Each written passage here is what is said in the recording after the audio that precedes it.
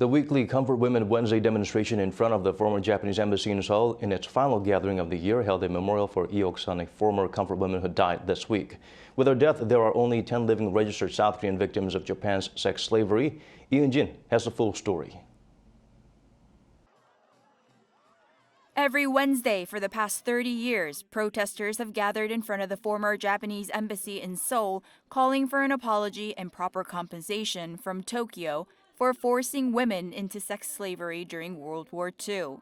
The final Wednesday demonstration of 2022 also served as a memorial for Lee Ok-sun, a former so-called comfort woman who died on Monday at the age of 94. I'm so sorry that we couldn't restore our grandmother's honor and human rights before she closed her eyes. Lee Ok-sun, at the age of 16, was taken to a so-called comfort station in Japanese-occupied Manchuria in northeastern China, where she was forced to serve as a sex slave at one of Imperial Japan's military brothels. She could only return home upon the Korean Peninsula's liberation in 1945. As a surviving victim, Lee, along with 12 other victims, filed a lawsuit for compensation in 2013. Her death now only leaves 10 living survivors from the 240 registered by the government.